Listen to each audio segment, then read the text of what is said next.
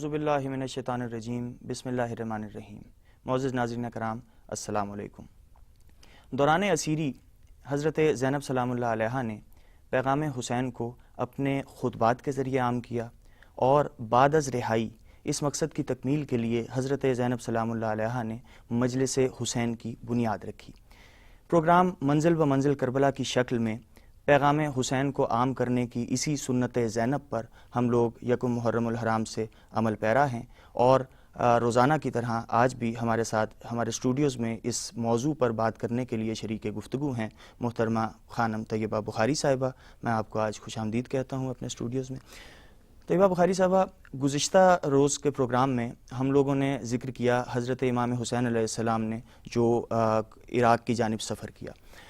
اس سفر کے دوران ایک مقام آتا ہے کہ حر یزید کے لشکر کے سپہ سالار کی حیثیت میں امام علی مقام کا راستہ روکتا ہے۔ ایک یہ ملاقات ہے جو حر اور امام حسین کے درمیان ہوئی، اور ایک ملاقات ہے عاشور کے روز جب امام حسین کی خدمت میں حر حاضر ہوئے، اور وہ ملاقات ہے جو کہا جاتا ہے کہ حر کو علیہ السلام کا درجہ مل گیا اس ملاقات کے ذریعے۔ آخر ان دو ملاقاتوں کی اس تمام واقعے میں اتنی اہمیت کیوں ہے؟ بسم اللہ الرحمن الرحیم۔ جناب امام حسین علیہ السلام جب عازم سفر عراق ہوئے تو راستے میں ایک منزل پر اطلاع ملی کہ قادسیہ پر ابن نمیر ناکہ بندی کیے ہوئے ہیں۔ اچھا۔ آقا نے اپنے سفر کو اختیار کیے ہوئے تھے، راستے کو تبدیل کر لیا۔ ٹھیک۔ جب راستہ تبدیل کیا تو ادھر دشمن کے لشکر کو یعنی ابن نمیر کو اطلاع مل گئی، وہ باخبر ہو گیا کہ آقا نے اپنا راستہ تبدیل کر لیا۔ چونکہ حسین ابن علی جنگ نہیں کرنا چاہتے تھے، اس نے 1000 کے لشکر کے ساتھ حر ابن یزید ریاحی کو امام کے تعاقب میں بھجوا دیا۔ اب ایک مقام ایسا آیا منزل شراف کے قریب جسے ذو حسم کا، غالباً ذو حسم پہاڑ کا نام ہے، وہاں پر آمنا سامنا ہوا ان دونوں لشکروں کا۔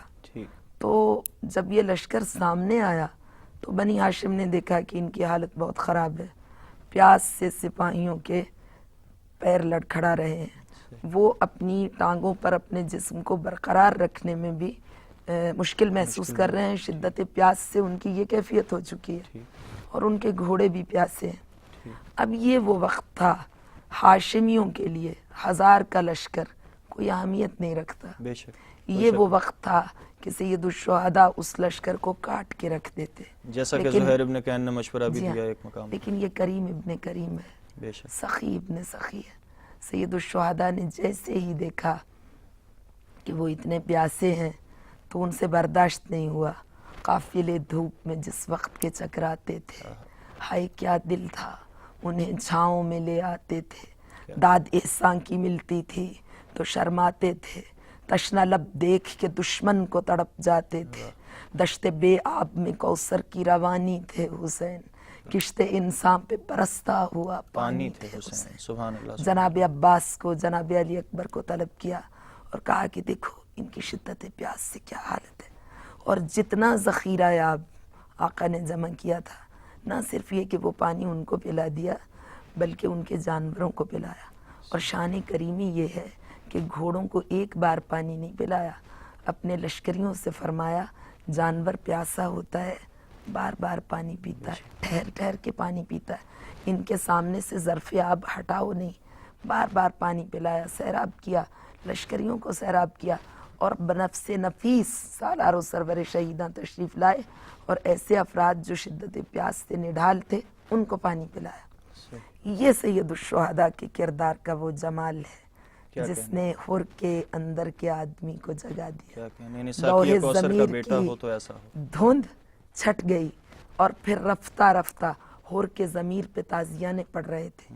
اندر سے حر یہ چاہتے تھے، چونکہ وہ جانتے تھے کہ یہ امام برحق ہے، لیکن یہ کہ وہ یہ سمجھتے تھے حر کہ ان کو ان کی ڈیوٹی کو انجام دینا ہے۔ اس وقت انہیں یہ نہیں دیکھنا کہ یہ امام ہے، یہ دیکھنا ہے کہ جو یونیفارم پہنے ہوئے ہیں، جس لباس میں ہیں، اس ڈیوٹی کو انہیں انجام دینا ہے، اس کو پرفارم کرنا۔ اب جب امام حسین کربلا میں آئے تو حر نے کربلا میں بھی کیسے آئے کہ جب اس منزل پر پہنچے نینوا کی تو حر نے راستہ روک دیا اور لجام فرس میں ہاتھ ڈالا اور کہا کہ آپ یہاں سے آگے نہیں بڑھ سکتے۔ تو آقا نے فرمایا کہ سکلت کا اموں کا، بے شک۔ تیری ماں تجھ پہ روئے۔ صحیح۔ بہت سے افراد آج تک بھی یہ سمجھتے ہیں کہ حر نے جو گستاخی کی اور بے ادبی کی، جی۔ اس بے ادبی کے نتیجے میں آقا کے مزاج میں جو تلخی پیدا ہوئی، اس برہمی کا اظہار کیا آقا نے اس جملے سے۔ حالانکہ ایسی بات نہیں ہے۔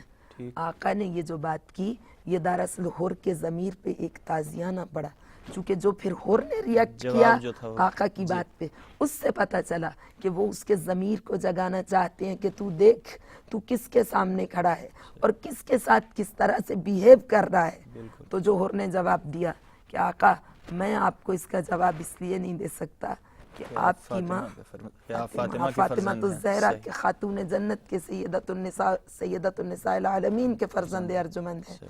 تو اب امام حسین وارد کربلا ہوئے اور انہیں منع کر دیا گیا فرات پر خیمے نصب کرنے سے، اور امام نے اس کے سامنے ریزسٹ نہیں کیا اس مسئلے کے، سر تسلیم خم کر دیا اور خیمے جہاں دشمن نے کہے فاصلے پر وہ لگا دیے۔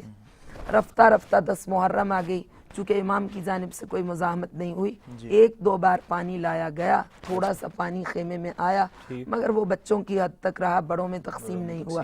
اس کے بعد 7 محرم سے مکمل طور پر پانی کا خاتمہ ہو گیا، اب پانی نہیں تھا اور شدت پیاس تھی، ہر طرف سے العطش العطش کی آوازیں بلند۔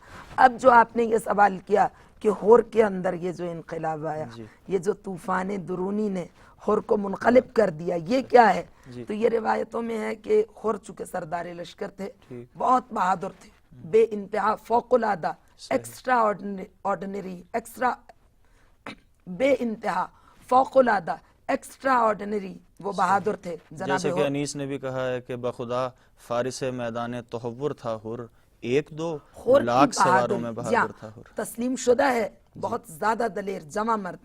تو جناب حر دیکھ رہے تھے کہ خیموں سے العطش کی آوازیں آ رہی ہیں اور حرارت اتنی زیادہ تھی، عدت اتنی زیادہ تھی، گرمی کی شدت اتنی زیادہ تھی کہ جو سپاہی تھے لشکر اشقیہ کے، وہ اپنے گھوڑوں کو پانی میں ڈالے ہوئے تھے، تو حر دریا کے قریب سے گزر رہے تھے، تو ان کے ایک سپاہی نے دیکھا کہ حر مضطرب ہیں، بے چین ہیں، ایک عجیب معنی خیز اضطراب ان کے چہرے پر ہے۔ تو اب سپاہی کو جرأت بھی نہیں ہو رہی تھی کہ وہ پوچھے، مگر اس نے پوچھ بھی لیا کہ آپ آقا کل کی ہونے والی جنگ سے پریشان ہیں، یہ تاسوعہ کی بات ہے 1 دن پہلے کی۔ تو اب اس کو شرمندگی بھی ہوئی کہ اس نے اپنی شخصیت سے بڑا سوال کر دیا ہے اپنے سردار لشکر سے۔ تو اس نے فوراً کہا کہ دراصل آپ کی گھبراہٹ مجھے سمجھ میں آتی ہے، گرمی بہت زیادہ ہے۔ اس نے کہا آقا میں کئی بار صبح سے گھوڑے کو پانی میں ڈال چکا ہوں لیکن اس کی پیاس بجھتی ہی نہیں ہے، پانی سے نکلتا ہی نہیں ہے، گرمی اور شدت پیاس سے حیوانات کے ابدان میں کپ کپی پیدا ہو رہی۔ بس یہ کہنا تھا کہ حر کو تو پھر ضبط نہیں رہا۔ اب جو حر کے ضمیر پر تازیانے برسنے لگے، اس کو بہت زیادہ خوبصورتی کے ساتھ نہایت دلکش اور بامانہ انداز میں ہمارے عصر حاضر کے ایک نہایت بلند پایا اور رسائی ادب کے ممتاز شاعر نے جناب ہلال نقوی صاحب نے بیان کیا ہے۔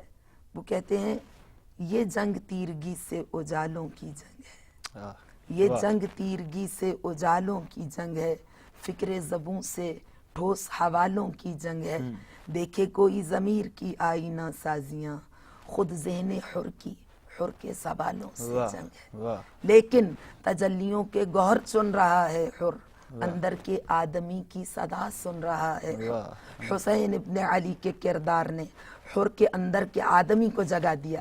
اب حر کے اندر ایسی عجیب کیفیت پیدا ہوئی کہ اب حر نے فیصلہ کر لیا، اور پھر شب عاشور گزری، اور جب عاشور کا دن طلوع ہوا تو حر نے اپنے بیٹے کو بلایا اور کہا بیٹا مجھے بتا، ایک طرف جنت ہے اور دوسری طرف؟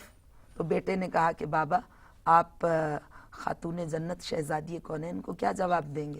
حر نے فوراً کہا بیٹا مجھے جواب مل گیا، اور باپ بیٹا آقا کی بارگاہ میں آئے، میں نے تفاصیل کو چھوڑ دیا، آپ سب اس سے آگاہ ہیں۔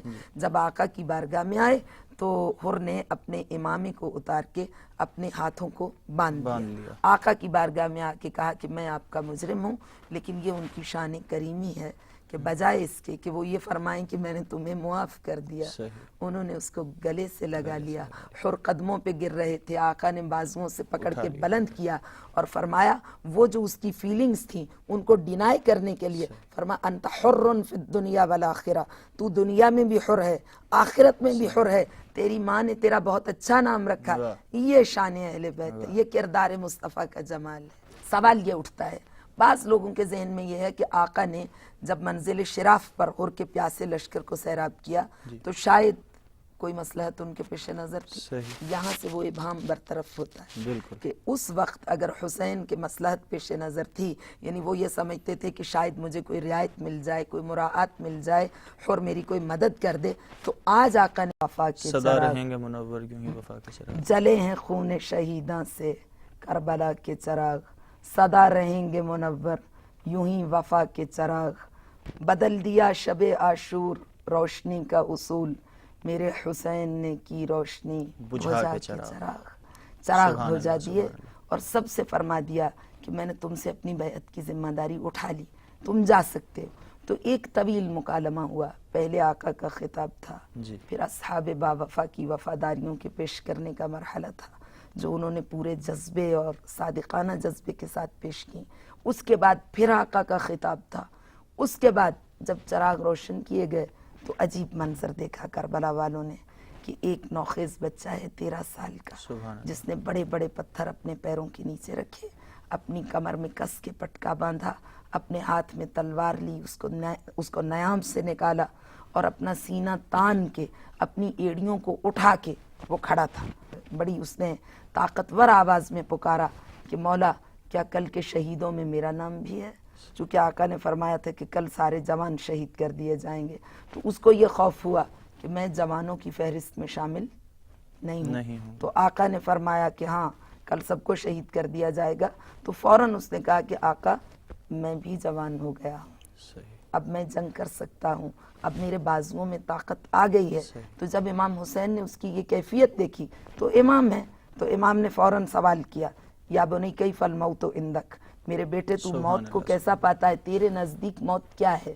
یعنی اس کے فہم کا، اس کی دانش کا امتحان لینا چاہتے ہیں، آقا اس کی بصیرت کو پرکھنا چاہتے ہیں، اور خود تو آقا جانتے ہی ہیں کہ قاسم کیا ہے، لیکن اس کی بصیرت کو تاریخ کے اوراق کے سپرد کرنا چاہتے ہیں، آنے والی نسلوں سے قاسم کا تعارف کرانا چاہتے ہیں آقا۔ جناب قاسم نے کہا احلی من العسل، موت میرے لیے شہد سے زیادہ شیریں ہے۔ تو اس سے اندازہ ہوتا ہے کہ کربلا کے بچوں کی بصیرت کا کیا عالم تھا۔ اچھا یہ فرمائیے گا کہ کیا صرف یہی وہ مکالمہ تھا کہ جس کے بعد امام نے اجازت دے دی؟ کیونکہ ہم تاریخ میں دیکھتے ہیں کہ حضرت قاسم اجازت وغا طلب کر رہے ہیں، لیکن امام حسین اپنے بھائی کی نشانی کو امام حسین نے جانے کی کسی بھی اجازت جوان نہیں دی۔ کو پہلی بار اجازت نہیں دی، پہلے تو شب عاشور امام نے سب سے کہا کہ تم سب چلے جاؤ، حتیٰ کہ جناب عباس سے کہہ دیا، جس پہ جناب عباس کی کیفیت دگرگوں ہو گئی کہ امام نے کہا عباس آپ چلے جائیے، اور جناب عباس منقلب ہو گئے۔ آقا میں چلا جاؤں، میں آپ کو چھوڑ کے جا سکتا ہوں؟ تو امام نے ہر ایک کو جو بھی امام کے پاس آتا تھا اس کو پہلی بار اجازت نہیں دی۔ جناب قاسم بھی کئی بار آئے، امام نے فرمایا دشمن صرف مجھے ٹارگٹ کیے ہوئے ہیں، تم سب چلے جاؤ، لیکن جناب قاسم بار بار آتے رہے، اور جب اجازت نہیں ملی تو پھر ان کی والدہ بنفس نفیس خود تشریف لائیں، اور انہوں نے بھی آ کے اجازت طلب کی تو اجازت ملی نہیں۔ پھر بھی جناب فروا کو جب اجازت نہیں ملی تو انہوں نے اس وصیت نامے کا سہارا لیا جو امام حسن مجتبی علیہ السلام نے اپنی شب شہادت میں اپنے قلم مبارک سے تحریر کیا تھا۔ امام حسین نے اس کو جب پڑھا تو اس میں خطاب اپنے بیٹے سے تھا امام حسن مجتبی کا، فرمایا تھا بیٹے جب 10 محرم کا دن طلوع ہو، 61 ہجری ہو، اور دن طلوع ہو جائے 10 کا، اور حق و باطل کے درمیان معرکہ آرائی ہو، تو بیٹا اپنی جان کو اپنے چچا کی جان پر قربان کر دینا۔ یہ ایک سفارش تھی، یہ خط ایک وسیلہ تھا، یہ وصیت نامہ ایک مؤثر وسیلہ ثابت ہوا، جس کی وجہ سے امام نے جناب قاسم کو اجازت دی اور پھر وہ تیار ہو کے میدان کی جانب نکلے۔ صحیح محترمہ، یہ فرمائیے گا سید سجاد علیہ السلام کا قول ہے کہ ہمارے مصائب دراصل ہمارے فضائل ہیں، اور ہمارے فضائل ہی دراصل ہمارے مصائب ہیں۔ اس کو ذرا ہمارے ناظرین کے لیے اس پر ذرا روشنی ڈالیے گا، اس قول۔ یہ فضیلتیں ہی تو ہیں جو کربلا میں، اس سے بڑی فضیلت کیا ہو سکتی ہے؟ اس سے بڑی کائنات میں کوئی فضیلت آپ کو ملے گی؟ یہ تو فضائل کی معراج ہے، فضائل اہل بیت کی، انسانیت کے فضائل کی معراج ہے کربلا، کہ کس طرح سے انہوں نے اپنے جوانوں کو، اپنے بیٹوں کو، اپنے جگر گوشوں کو، اپنے جگر پاروں کو، اپنے دل کے ٹکڑوں کو کس طرح راہ خدا میں پیش کیا، ایک ایک کر کے کس طرح راہ خدا میں، اور ایسے بچے بھیجوا دیے کہ امیر مختار کے دربار میں جب قاتل آئے تو انہوں نے کہا ہم تعجب کرتے تھے کہ کس ماں کا جگر ہے کہ وہ ایسے، نہ صرف یہ کہ بچے بہت حسین ہیں، اتنے نازک، اتنے کم عمر بچے، کہ کربلا میں کچھ ایسے بچے ہیں کہ نہ کوئی لباس جنگ ہے، نہ کوئی زرہ ہے، نہ کوئی مناسب اسلحہ ہے، حتیٰ کہ یہ کربلا کا شہزادہ جناب قاسم، یہ نوخیز بچہ جس کا ہم تذکرہ کر رہے ہیں، ان کی یہ کیفیت تھی کہ ان کے پیر گھوڑوں کے رکاب میں پورے نہیں آتے تھے، نہ کوئی زرہ تھی، نہ کوئی لباس جنگ تھا، نہ کوئی مناسب اسلحہ، ایک تلوار ہاتھ میں، اور یہ بچہ ماں نے میدان میں بھیجوا دیا، اور پوری فوج شام مل کے اس بچے پر ٹوٹ پڑی۔ یہ ماؤں کے حوصلے، یہ سید الشہداء کا جگر، اور یہ کربلا والوں کے فضائل، تو ان کے مصائب ہی دراصل ان کے فضائل ہیں، اور ان کے فضائل دراصل ان کے مصائب۔ سبحان اللہ، سبحان اللہ۔ ناظرین کرام، محترمہ خانم طیبہ بخاری صاحبہ کی زبانی آپ نے 7 محرم الحرام کے حوالے سے حضرت قاسم علیہ السلام کا تذکرہ شہادت سنا۔ آئندہ آنے والے پروگراموں میں ہماری یہ بھرپور کوشش رہے گی کہ جو تاریخیں جن شہداء کے ساتھ منسوب ہیں ان کا ذکر شہادت زیادہ سے زیادہ کیا جا سکے۔ کل تک کے پروگرام کے لیے اجازت دیجیے، اللہ حافظ۔